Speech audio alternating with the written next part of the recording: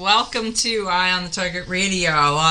It's actually sunny and bright in Ohio. It's pretty amazing considering where we've been.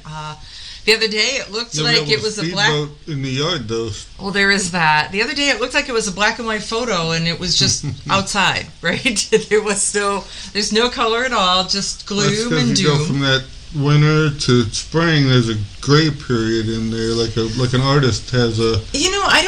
I don't actually think that all states have that gray period. I just think our state has the gray period. So there is that. So I don't know what you've been doing this week that is Second Amendment related, but I have been trying to guide and direct people to go see the brand new video that was put together by the DC Project. And so I want to invite all of our listeners to go to dcproject.info, to our website, and connect there, or the DC Project Facebook page, or the DC Project YouTube page, and catch this video.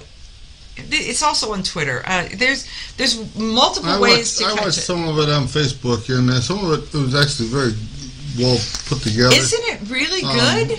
The thing is, like, some of them, you can see different states are putting different like safe storage bills together and that, and the people on there were saying, had my gun been locked up, that I would have not been able to get to it, and then that would have been the end of me at that point. And that was Mary. So Mary was talking about the fact that she had someone who was under the influences of drug and alcohol break into her house, attack her, strangle her with the attempt to kill her, and she said that she thought he was going to win. And then she thought about how her daughter was going to find her, and she says, I didn't want that. And then I thought, my daughter is going to be next, and then I started fighting. So it's like, why did it take so many steps before she decided to start fighting? I think it's a mental game. I mean, and I don't mean game by game. I think that this is that struggle where there's so many people who are like, I'm not willing to take a life for my life, but I'm willing to take a life for my children's lives. Well, I can see that. I know in the close quarters combat stuff that you have to think about it before you do it, and I think that too is a lot of people.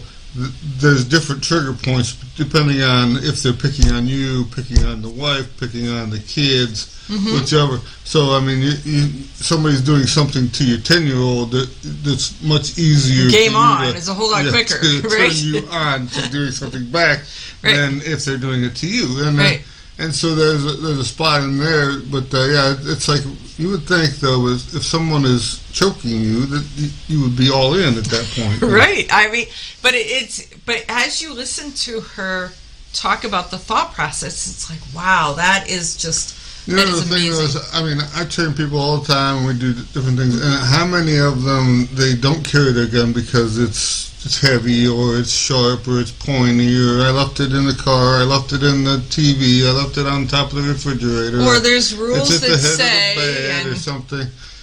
If you go with that pants-on, gun-on thing, and you always have it with you, then no matter where you're at, if you're in the backyard...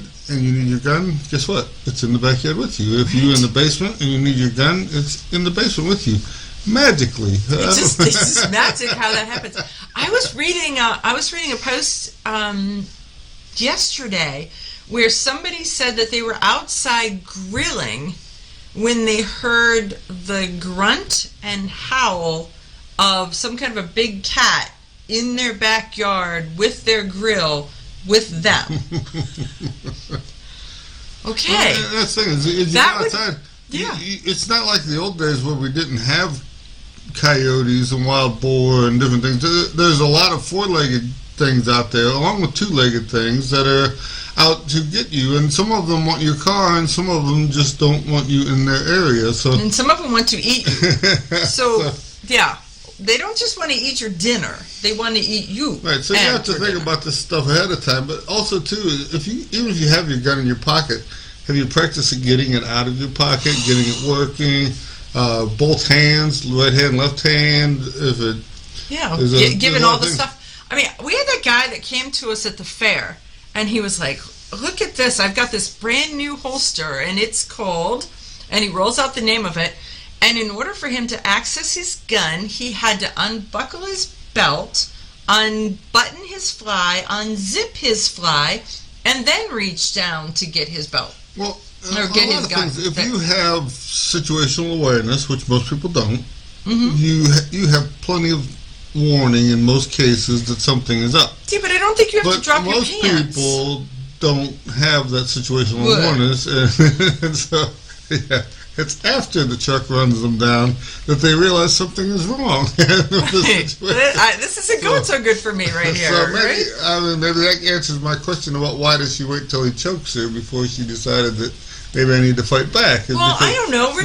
Remember Neil and his neighbor and the fight that they had, and Neil kept I saying, didn't believe that it had escalated to that point. I didn't Neil believe kept it had saying, escalated to that point. they said your firearm was a tool of last resort, and I thought I had a couple resorts left before I got to the last resort. But I mean, that's the thing is, you think about it. There's so many times you're doing something and you're busy, especially if you have children or something. So if you're playing with trying to get the kids and keep them from running out in traffic and doing so, a lot of times people can sneak up on you and do bad things to you. Mm-hmm. If you're at the gas pump pumping gas, you're concentrating on what's going on with the car and the gas pump, and that people can sneak up and do bad things. Speaking of that, I'll tell you, I really appreciated the video of there was somebody trying to carjack somebody who was putting gas in the car, and talk about situational awareness, or they thought about it, and they just turned the gas pump on the bad guys and then reached in their pocket for their Bic, right?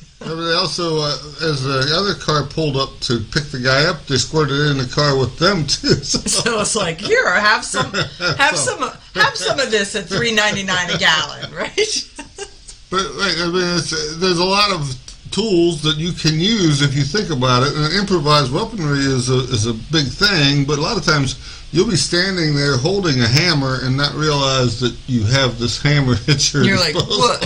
So it's all over with. Like they say, the first rule of a gunfight is remember that you have a gun. Is to remember you have a gun. And remember where you put your gun, and remember the condition you left your gun in. So let's go right to that, because I think that that's another one of those where even people who take do your carry a gun gun out of your holster or your pocket or wherever you store it at, and you clean it, you unload it, you reload it, you do anything to it. When you go to put it back, you want to make sure that it's in the same condition you always put it in. So if it's loaded, safety on, everything, you want to put it back in that same way. If this time you didn't put bullets in the chamber, or last time you did, now when you pull it out, you don't know what condition your stuff is in. If you pull it out and normally the safety's on, and this time you pull it out and the safety's off, do you have ammo? Do you not? In the middle of a gunfight, do you have time to? You can't. You don't have time to go. All this, you don't again, have, do you don't have time to go. Wait, what? Let me look at this for a second. And when it's supposed to go bang and it goes click, all of a sudden things go bad in a real hurry. Right. When we train, practice, train. whichever. Okay. I have a rule that we run on anything. So if you pull your gun out and it's supposed to be a 4 or 5 round drill and all you have is one bullet, guess what? You got one bullet and now you got a hammer, and you got to either try to load it or try to beat somebody with that hammer. You're fighting it down, right? So if you pull it out and you forgot to load it at all, you're still you got a hammer. You're all in, and we don't. You can't just stop and say, "Oh, well, time out. I forgot to put bullets in my gun." Nope, you got to play through. Whatever that is, I'm playing through. And the timer doesn't like it when you got to stop and put bullets in your magazine or any of that stuff. No, because it tells you. It tells you you took way too long on that. So there's a lot of things like this that if you practice like that, so that you are aware, and then all of a sudden you have to switch immediately to Plan B or Plan C because either your equipment malfunctioned, you yourself malfunctioned, you went to draw your gun and threw it across the room somewhere. Whoops! Now you have to go get it back. Never mind. Let me have that back. Can you toss that back over this way? Have you ever tried to get out of a chair? I mean, we have like an old set of chairs out of a McDonald's, the old the benches, aluminum ones. Okay. And when you go to get up out, sometimes you're going to hook into the chair, and then it's concreted in, so that you can't stand up with this 5-ton chair on your back. And so now you have to rethink that situation. Right, you got to figure out how to. But it's a good training thing, because you've got to figure out how to slide forward, then stand up, not just because that can happen anywhere. Hey, when we come back, we're going to talk about the history of something. We'll be back.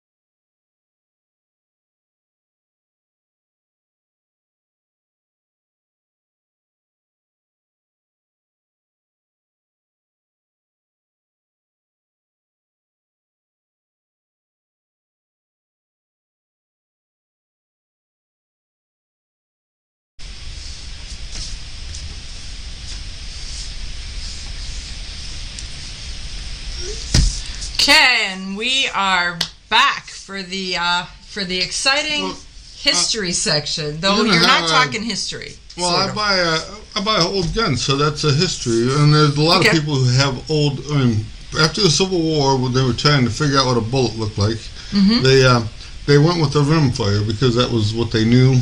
Right. So there's a lot of these old rimfire guns out there that have been put in the corner because there's no bullets for them or anything. And as you know, I shoot that 41 Swiss. So I just convert it to centerfire and make my own brass from that. But now there's companies I'm seeing online.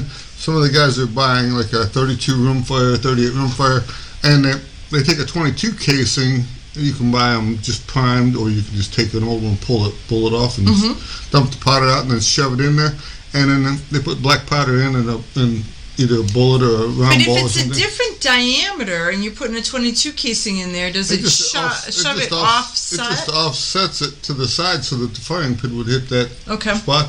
So that's the thing, when you go to put in your gun, you have to rotate it in a certain... orient it just so it can hit So you exactly get to the right shoot your spot. gun, but there's not you're not going to do the 16-shot lever action run that they do in the cowboy movies or something. It will with be your repeater one, or and then something. it will be Yep, you're gonna have monkey to round, monkey round, monkey round, monkey one round. again and stuff. But at One. least you get to shoot your old gun. Okay. And I thought that was pretty neat that they just use a 22 casing as the priming part. And I'm sure you can find these online if you look, or there'll be some of the... But then you pour the black powder in, so the black powder goes up the 22 casing and overfills. Well, it fills this whole case, so figuring that 22 case is on that rim, the other ones It's look kind like of stovepiping it, so it's going burning to be up. like a shot glass in the corner of a coffee cup, and then you fill the whole thing with Okay. black powder to the top, and then you seat your bullet in there. So you always want to make sure that the bullet is seated tight on the black powder. Sometimes if you find that that's too much of a load, you can put a little filler or something. They used to put cornmeal or something like that in there, or you can put paper.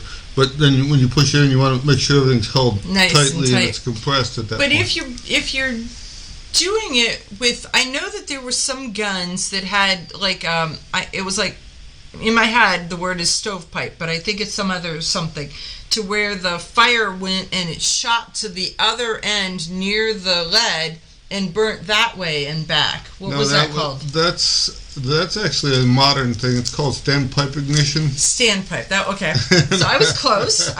So that's from the late 50s, early 60s. The government was working on this. Their thought in that is that it pushes, when you're pushing the bullet and the gunpowder column out of the chamber.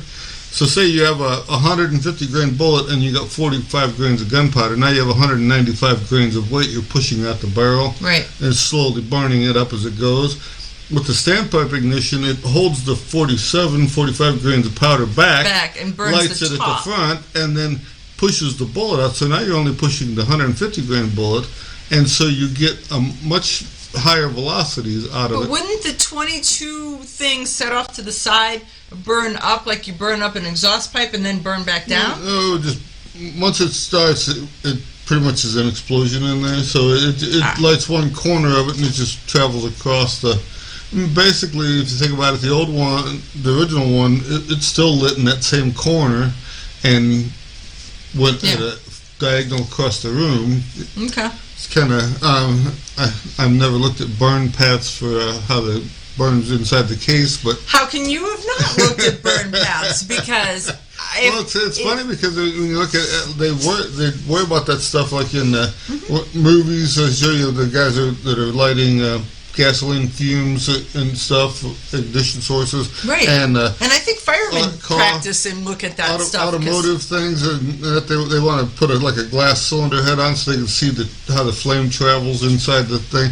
So I mean, I would guess that somebody's worried about that in their gun also. There's a lot of people who are worried about that. But You're just not one of them. I mean, can't even imagine. Well, and you can see that with that standpipe ignition type thing, that somebody was thinking about it at least to try to stop it from lighting at the back and pushing that whole wad of gunpowder out there. Aren't you proud that I even almost remembered it? How much too? I mean, I haven't seen, but I wonder how in long run how much that maybe saves on the rifling in the gun without shoving that gunpowder up the barrel every time, because you figure it's graphite coated, it's abrasive, so maybe that's what's actually eating the throat out of these high velocity rifles more than it is the gunpowder itself. That or the fire It just itself. may be the Erosion, abrasion yep, the abrasion action of the gunpowder during the coming up explosion.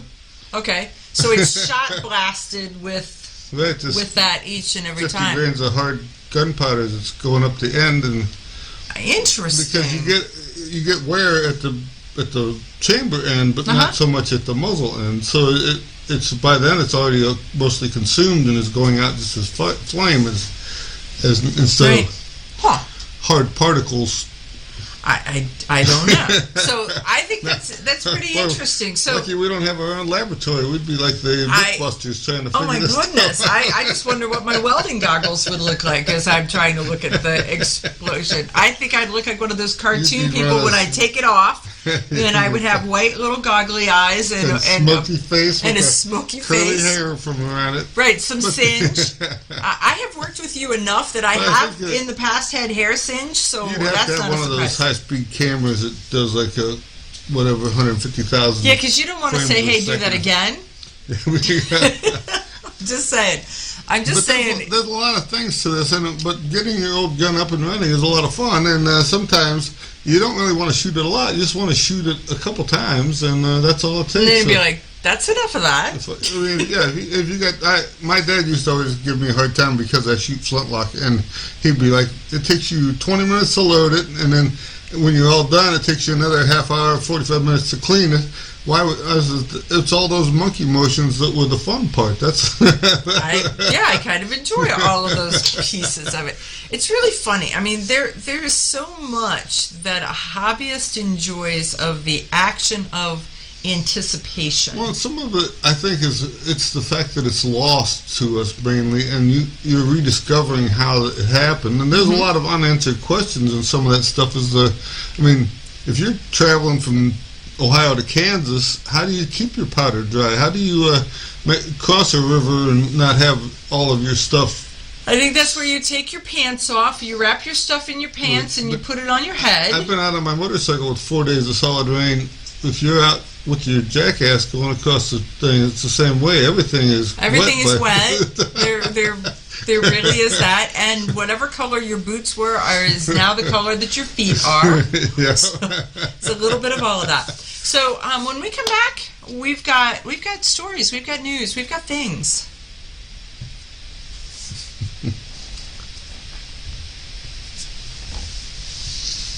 So.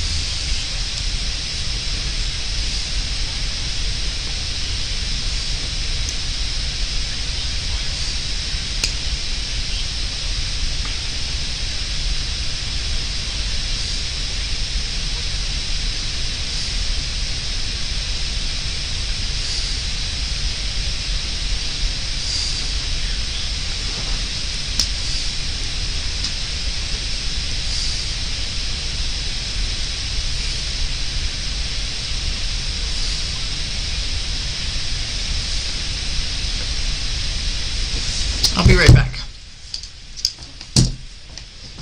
You're on TV. Okay? Okay.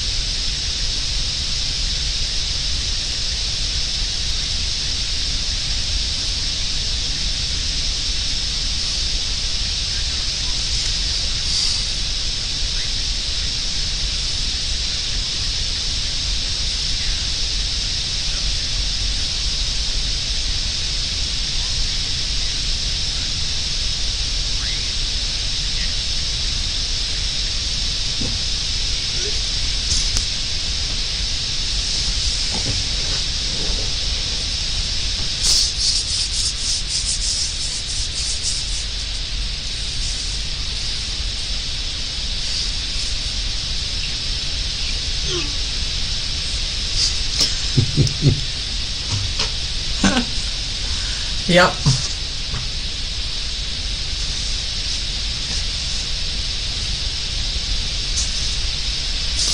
Okay, so we are back, and we just have news and stories and all kinds of things. You know, it's funny, we talk about Ohio was right on the edge of constitutional carry. Right. I mean, they're still Dithering. away. We'll use an acceptable term for radio, dithering.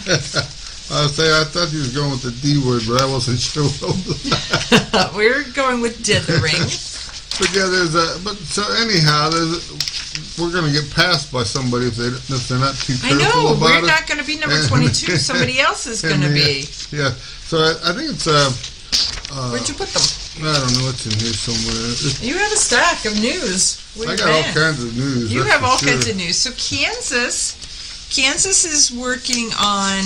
Oh, that's not the one. This There is it the is. one. Okay. Alabama is they're getting to where they have a Republican majority in the House and the Senate. No, they don't have a Republican majority in the I Senate. thought that it said that they do, but either way, they have both. They both have passed bills, but they're different bills.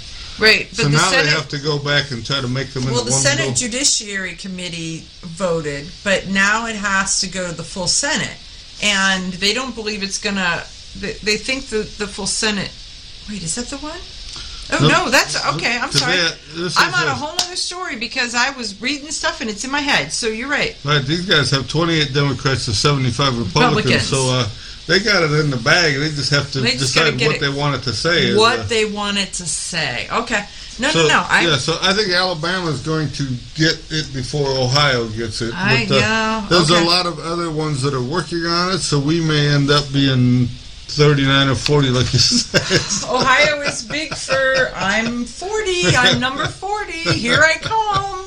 Look at us blazing trails. So, yeah. And as we're seeing, you've seen the news where the Remington had settled with the Sandy Hook. Let's talk about that for a minute, because the issue becomes, there's so many people who are screaming, how dare they, Remington?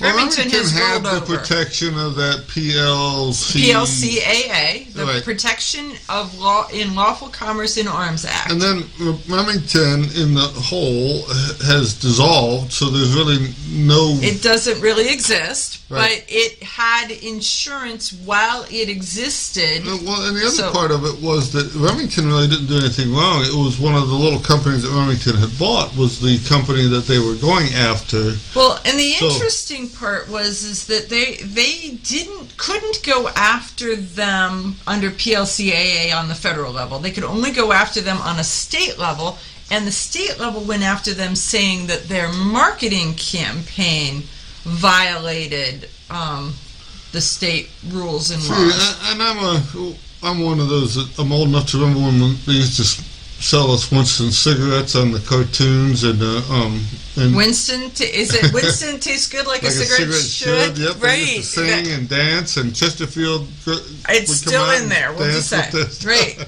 Okay. So I don't see this advertising thing as a thing. But even then, here's the part. Is if you advertise to motivate someone to make a purchase. This dude didn't make a purchase. He murdered his mother and stole the gun. Right. So how can they make a marketing campaign responsible for a thief and a murderer's decisions? Right. Well, that's how I think a lot of our laws are going now. Is that we are still not quite done with that out of bounds chair or putting your nose in the corner or whatever. Timeout chair, I think they call it. Timeout, exactly. Well, but the other part is that we're getting there, but I think that the timeout chair is still a big player. So I think where it went wrong was the judge who allowed it to go to trial. So I think that was the first part, and then the legal was the insurance company settled. So there's a couple pieces to this, but know that it really went south when it got to go to court. And then the insurance company's job is looking at it to how do they minimize exposure and minimize cost, not idealism. How do they minimize cost in a business setting? Right. So paying off and getting it out of the news is the fastest way. But Smith & Wesson is handling some of the same issue now. Okay. They use they call it a product. It's called the Military and Police. Right. So their M&P line, which they have pistols and rifles, and they've been using that since 1899 when their solid frame hand ejector 38, the one everyone calls the Model 10, came out. Okay. They didn't call it the Model 10 until 1957, but prior to that, it was an M&P hand ejector. So it is. They've been using that name since 1899. So you wouldn't think that new advertising campaign would be any different than the ones they've been using for the last 100 years. Mm-hmm. So, but yeah, I don't know. So they are going into being sued, being attacked, being all of that kind of stuff at the same point. And so we're going to see what happens with that, right? So are they going to start limiting the laws or what you're allowed to call something? Because if you name it after a Viking god or something, then possibly that would I don't know. And then they have members that are off limits because they have a Wiccan connotation. I don't know. I mean, and then you have to be able to judge it in the how did it stand up 30 years later. Because you said that 30 years ago and times have changed. I mean, you know, where they called it the gay 20s and now people are like, you can't say that. Right. Right? I mean, you think, well, how many guns did Harry Callahan sell back in his day just because he... Do you feel lucky, punk? Right? I mean, once again, commercials... Would that get you into court today, I think? Police violence. Think about it. You know, it's, I don't know. We're living in a very interesting time where you're looking at litigation, you're looking at the court of public opinion, you're looking at liberal judges that are allowed to say that in the perfect world this would be blah. But sometimes now this leads us into areas where banking industry now is playing games with the gun industry, and they even play games with you. So if you use your credit card to go to the gun shop to buy something, they could deny that purchase just because they don't back spending the money in the.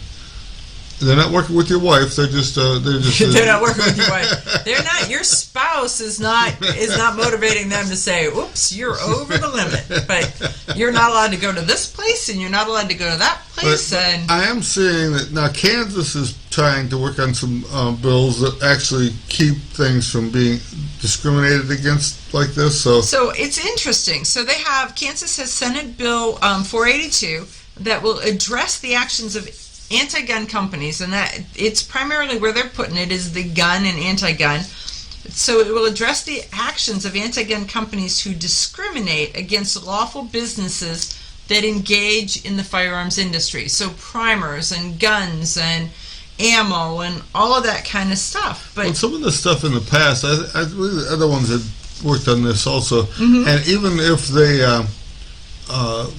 the bank, say, was going after the gun industry or doing something like this, they would pull some of the... So Texas pulled their grant, or their bonds, so that they wouldn't let the banks participate in the bond program within Texas. So they weren't allowed to actually be playing with Texas money. Right. Right? So yeah, you're right. And so now Kansas is going that way. And wait, we only need 38 more states before Ohio will start to participate. You know, here I come, Ohio. I'm number 40. I mean, that's the thing is that we have some states like Kansas that are and trailblazers Arkansas in Texas and all Texas and these that are pushing this gun control away. And we have other ones like Washington State and New York and that are asking more and more and more. Can we get more over here? Well, yeah. So let's see. So this is the Kansas one. Let's go here to the Washington State one because I think that you're right. It's because we've got a couple more of these. So roll out what's happening in the Washington State Senate. Well, they're going after the ghost gun ban. You know, everybody hates those so much. Oh my goodness, yeah. I mean, most of the black powder industry Is was considered, it's non-serialized, so it meets the definition. well, you just bought the parts, built it as a kitchen table, and it was the original ghost gun, and a lot of other centerfire guns Right. and modern guns up to 1968 didn't have to have serial numbers. So It's going to be interesting and to they're see still how they out there. define They're it. still out there without serial numbers on them, and so The interesting part about House Bill 1705 that is happening in Washington State is the statement that says it seeks to prohibit private individuals from possessing certain unregulated components commonly used by hobbyists. So how are they going to regulate unregulated? How are they going to regulate things that you can buy from Right. Amazon or over And then they're gonna- through the mail or whatever? right, because they can't just make everybody serial number everything since they're the only part that's having Correct. a problem with it. And then two, because you can order it from anywhere online and have it just shipped right to your house or anywhere. It's going to be interesting. So they're going to try to pass this, and then once again, you know, when they try to write an unenforceable law, Well, and we're then- getting a lot of that. I mean, especially with this ghost gun stuff, where as far as milling machines and blocks of steel, when they're going to 3D be like, printers and you have to serialize something that potentially could be a gun. Well, it could potentially be a tank, or it could potentially be a truck, or it could be a satellite or right, whatever. but it could potentially be a gun. So everything's got a serial number. We'll be back right after this.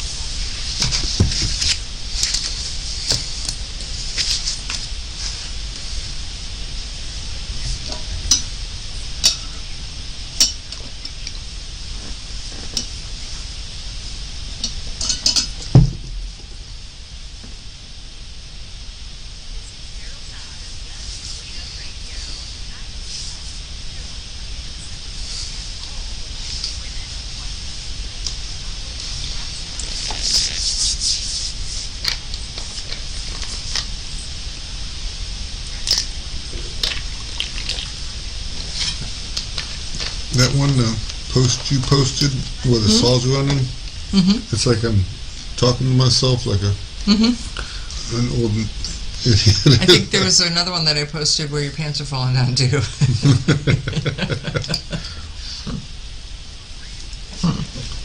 On the first day. It's funny. Yeah, like I'm just rattling along about something as well.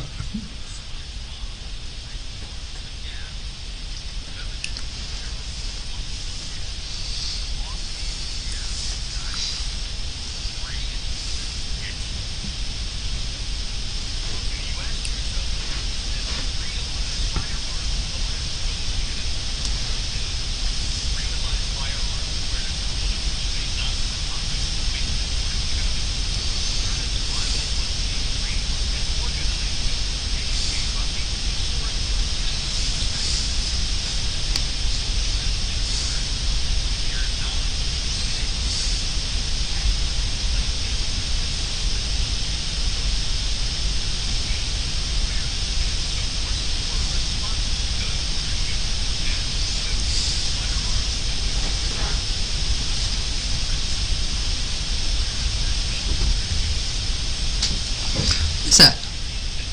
It's a crystal dagger they found in a tomb. That is pretty cool.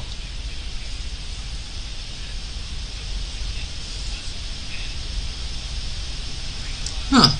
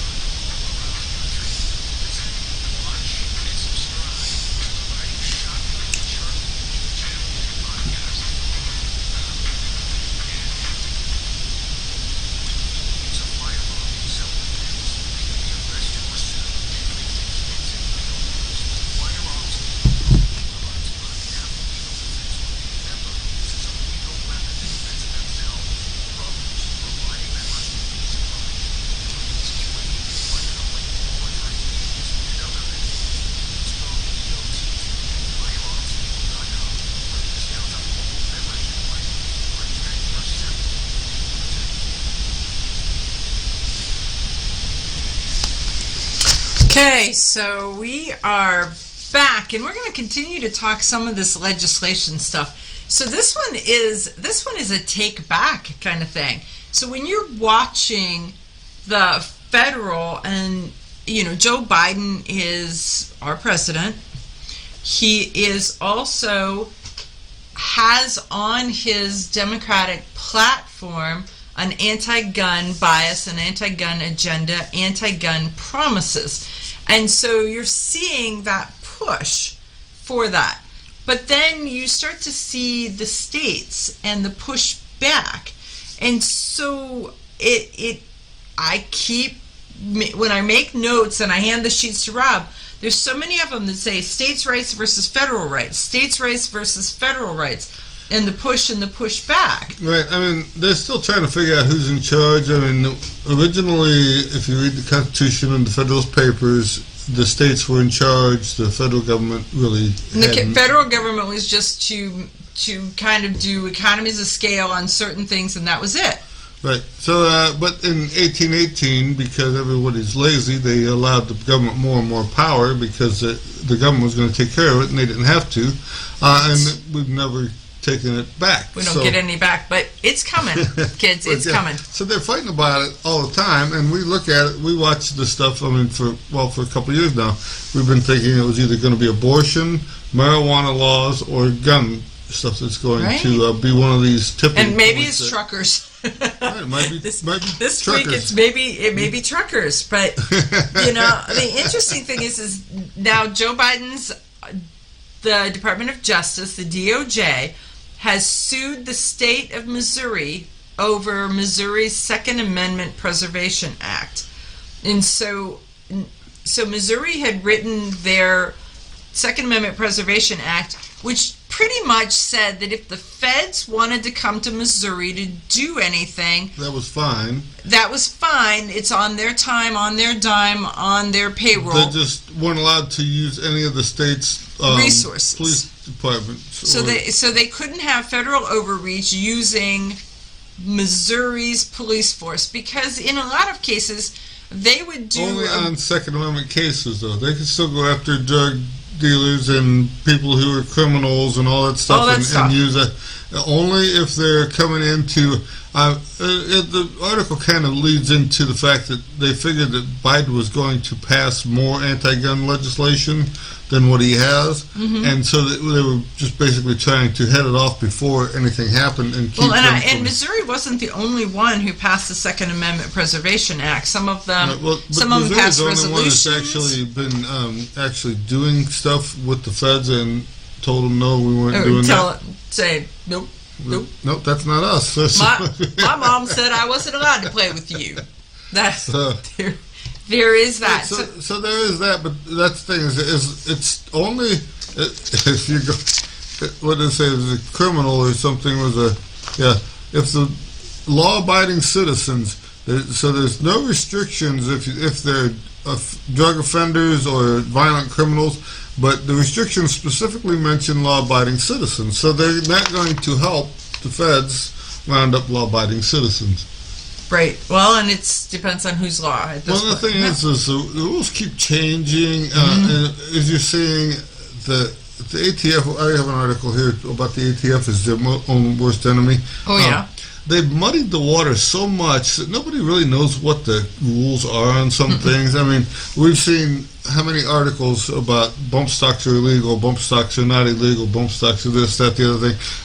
When they find out that they're not really illegal, then somebody owes somebody a whole lot of money. Right.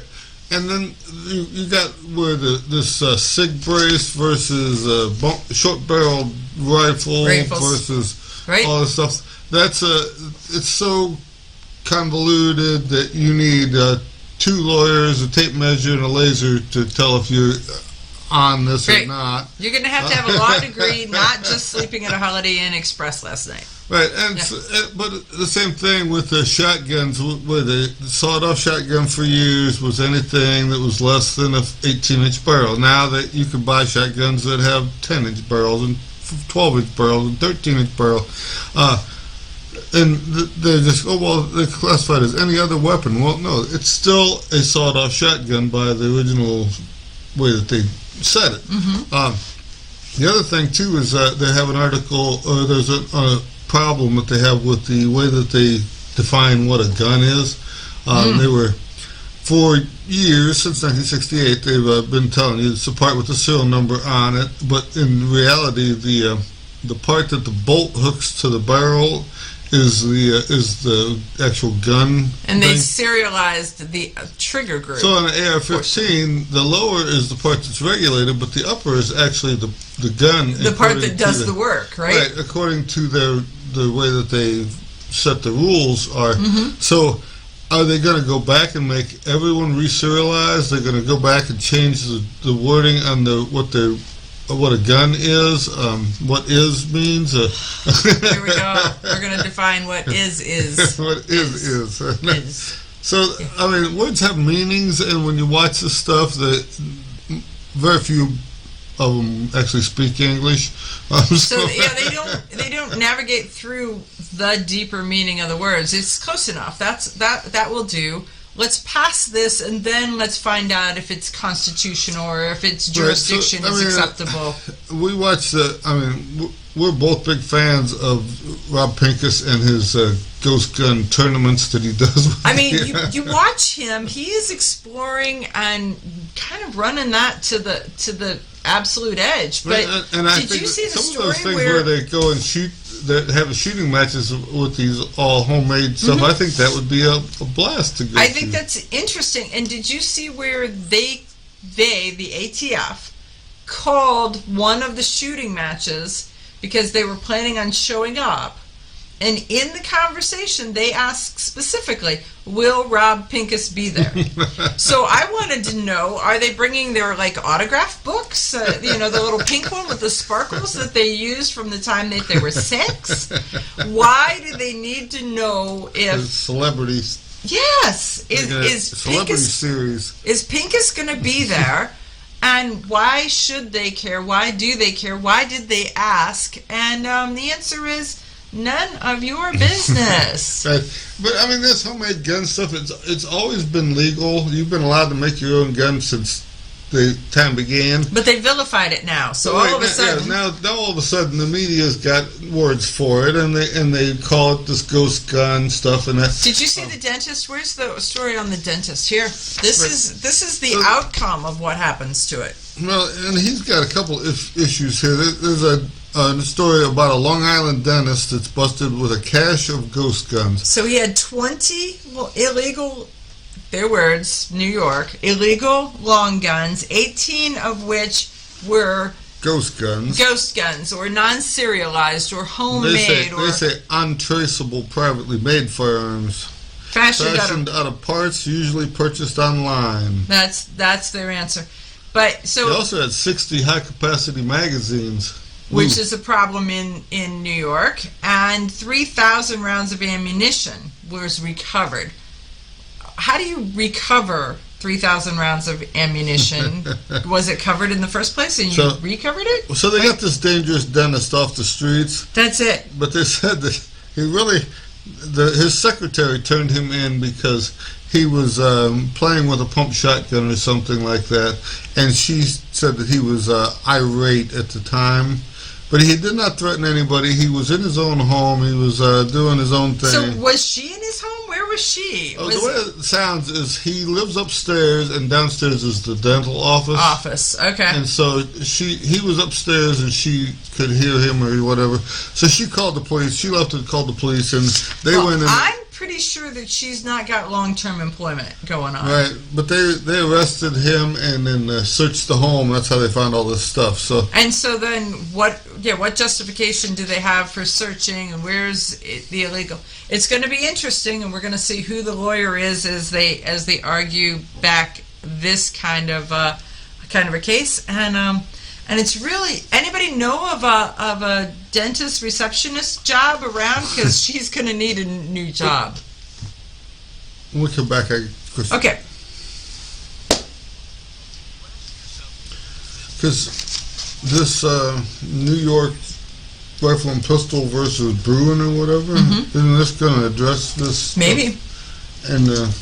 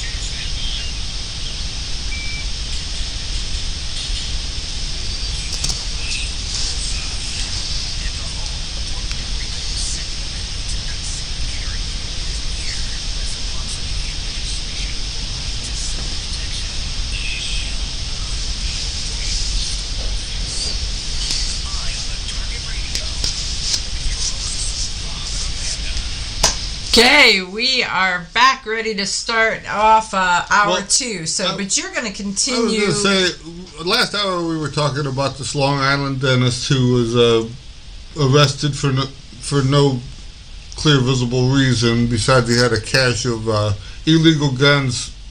So, besides locally. the fact that he lived in New York and he was locally they were illegal. Anywhere else in the country he's fine. But anyhow, this is some of the stuff that is being reviewed by the Supreme Court right This now Bruin about what you're allowed to have in your home and what you're allowed to carry and take places and stuff. So this may actually be overturned just by whatever the Supreme Court has to say this summer. Now, will they?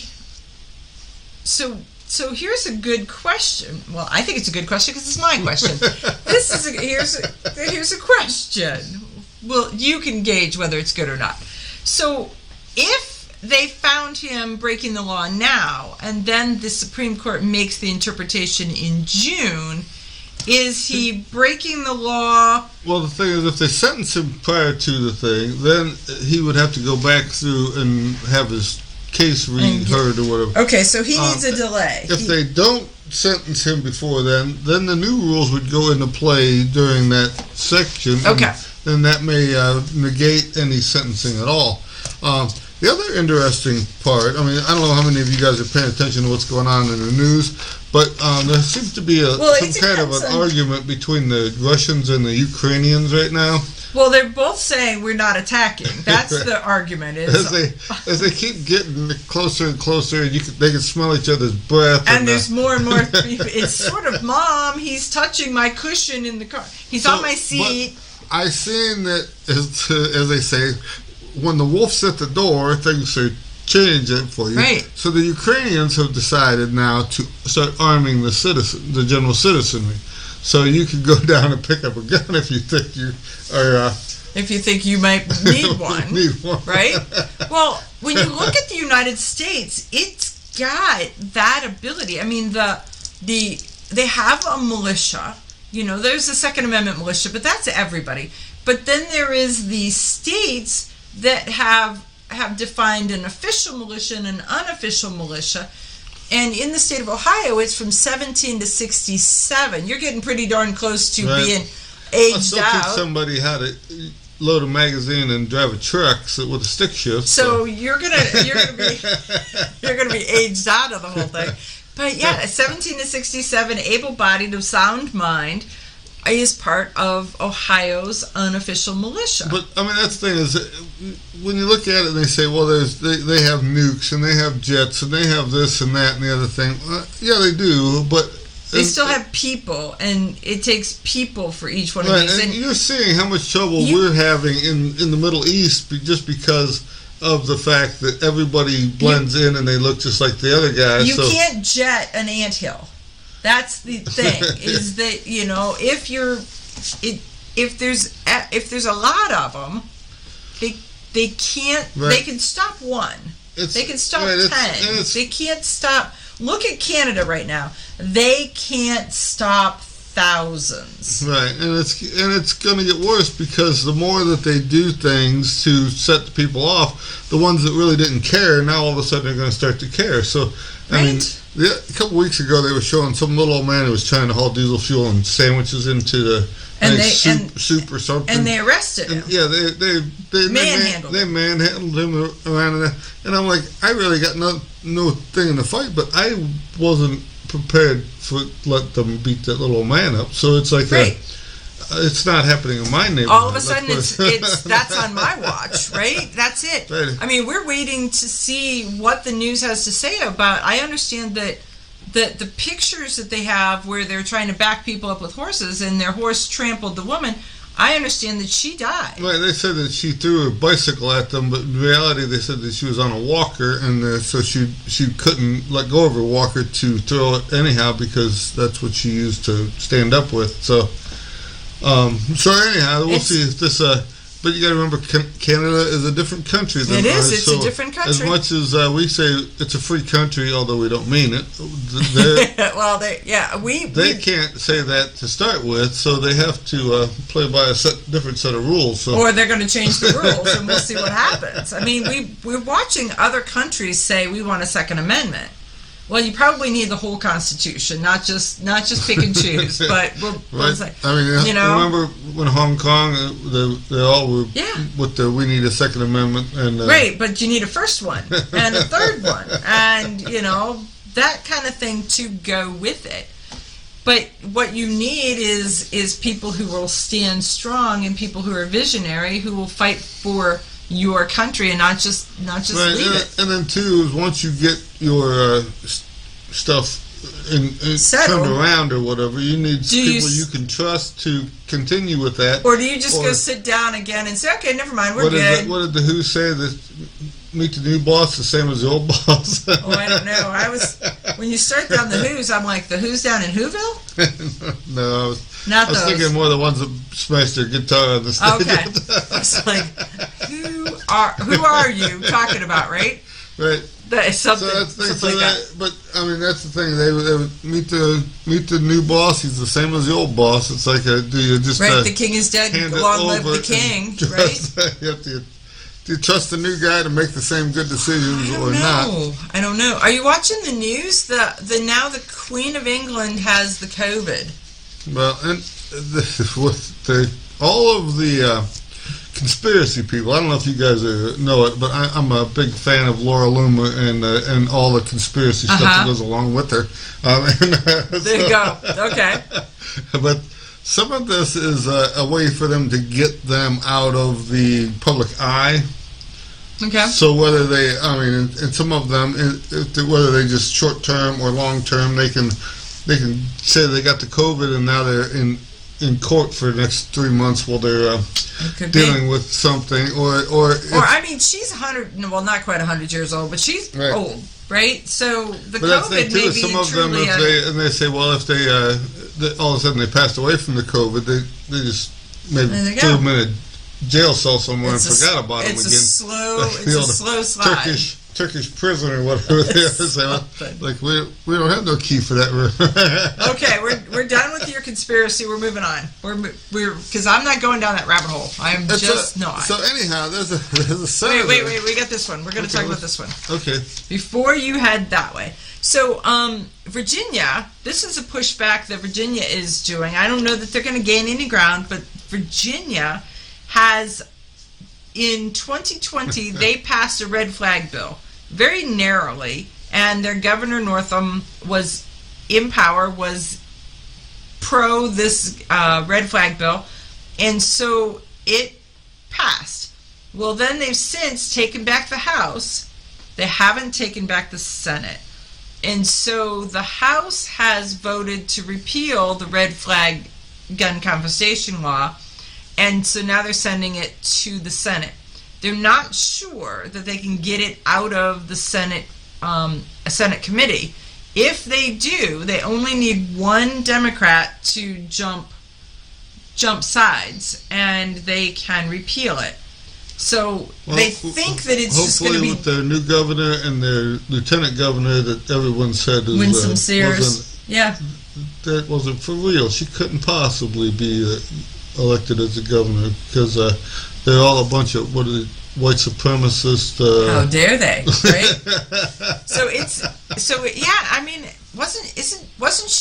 isn't she a former Marine? I believe so.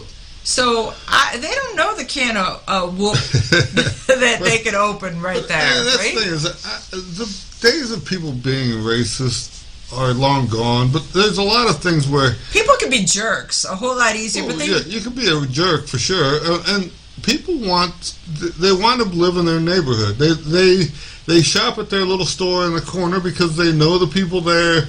Those people have the same customs and everything. But, so they stock this kind of food that they like. They bring in the specialty items, whatever, for the seasons and stuff like this.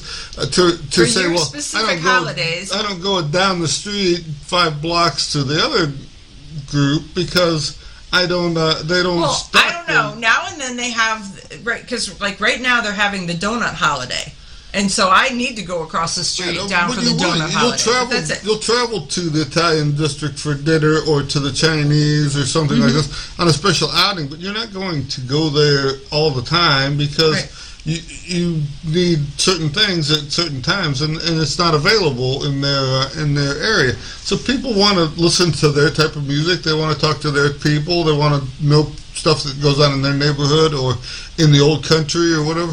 And you don't get that as a wide. But so and then when they roll out the terms. I mean, so if somebody does something that is ultimately, socially unacceptable, that's one thing. But they have used those terms so much that they're removing the meaning, and that's a shame. I think racist.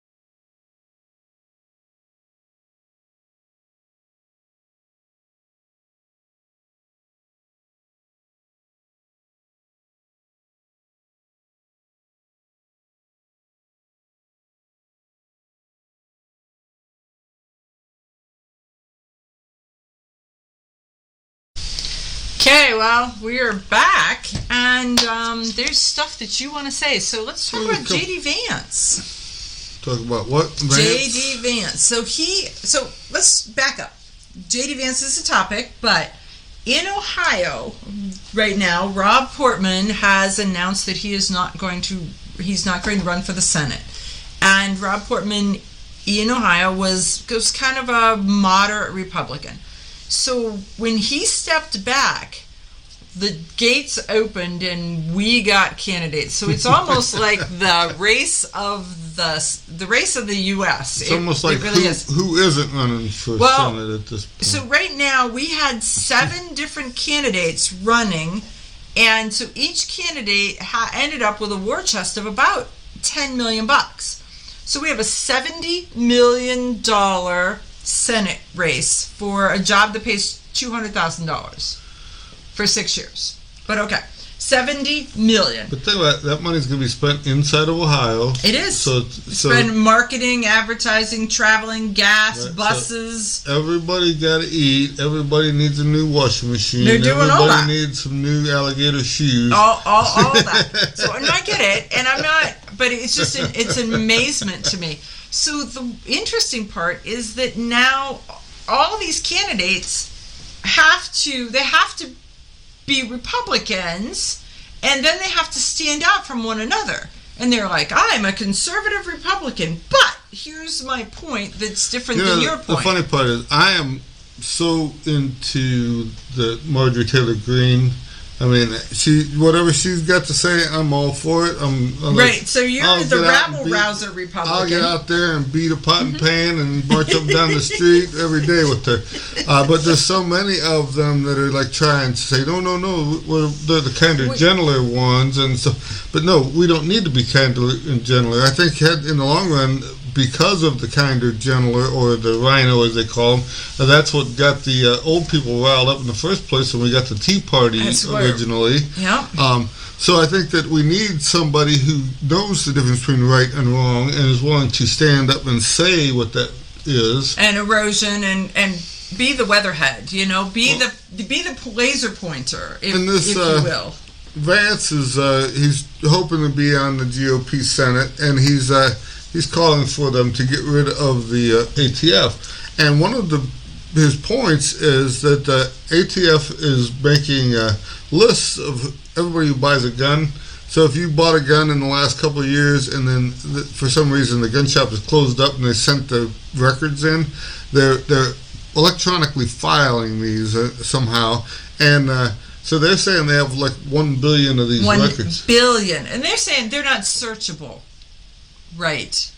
Well, for years the NRA fought to keep it so that it had to stay in paper, and then they eventually finally got it to a full-time thing that was in one of the one of the bills that was one of the budget bills. Right, they made it permanent. So it stayed all the time, so they didn't have to vote on it every year to keep it going. So what the ATF has done and what the Department of Justice has done is illegal. And so some heads should roll about the fact that here's a United States law that this group decided, well, that law doesn't really apply to us. And now that there's a billion of records on file somewhere, those are never going to go away. Correct. So is it the fact that everyone who thinks they're on that record should sue? Yeah, they have standing. I would think that. Well, you and I both know that we're on it. They love me. They love me. They love me to death.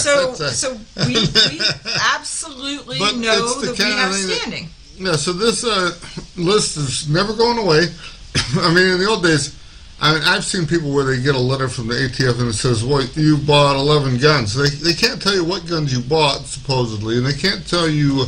They're not supposed to even be able to tell you the number because it's supposed to... Those records are supposed to go away in 90 days. When you do the stuff, the background check, and they call it in, they're supposed to immediately erase that stuff unless they can keep it for 30 days if they're using it as a training tool. Yeah, I thought it was 90, but okay, so but either way, they're only allowed to keep a certain number of them as training tools, so they can't just come on and say you bought 11 guns or something in the last 2, 3, or 4 years or whatever. Right, but we happen to know somebody that they did contact and say that. And there's a spot where that's one thing with this electronic file. They want to make sure that they can't just put your name in and come up with a whole list of what you did buy or where you bought it from. Right, well then it sucks to be you because your name's pretty common. My name is a little more unique. Right, but when you look at how many places are out of business since 1968, I mean, old Right. stores like Walmarts and I stuff would like this. say that are- that the majority of the guns that I have purchased But any from old, a shop any old hardware has store, been any gun closed. shop, any store that's sold sporting goods, all of those that have long gone, or they've changed their name, or they've done something, they've sent all those records back into the to the ATF. So Right. somewhere that stuff is sitting in that warehouse that Indiana Jones is driving through with the Jeeps at full Right, speed. it's called Iron Mountain, or it's supposed to be called Iron Mountain. But yes. So what do? Do we call a lawyer and say we want to start a class action lawsuit against the government? I would think that probably is the best thing, and we need some proof to show that stuff is gotten rid of or gone, or if it shows back up, we get another. Because otherwise we get money, and you know whose money we get? We get our own money because it's the government. They don't make anything. But it should be if the money, if your name shows up in this stuff, and they apologize or whatever and give you your 12 cents, then the next time there should be some bigger penalties if your name shows up in one of these things because they didn't get rid of it or they lied to you or whatever they. Well, they're the government. They're supposed to lie to us, right? If we're delusional to think that they're not lying to us, isn't that part of the I'm from the government, I'm here to help. That's where the first lie started. Right. And it hasn't gotten any better from there. Right. I mean, if you think that everything's going good for you, ask American Indian of how the government treats them. Yeah. Look through history and see how the government has treated the American Indian for the last 245 years or whatever. Because we're gonna negotiate. We're gonna negotiate for you, with you, for you, something on you, about you, whatever that is. So yeah, it's an interesting conundrum, and I'm waiting to see, because that story was actually broken by Gun Owners of America, GOA. And I'm waiting to kind of see where the next shoe drops. But it may be that we contact somebody and say, if you're looking for somebody with standing, that would be us.